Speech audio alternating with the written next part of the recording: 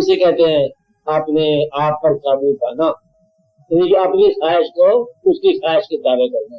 इसलिए औलाद ही कोई नहीं होती। मैं पहले बताया हूँ आपको, जब आप वजूद में होते हो तो औलादें होती हैं, दिमाग में होते हो औलादें होती हैं।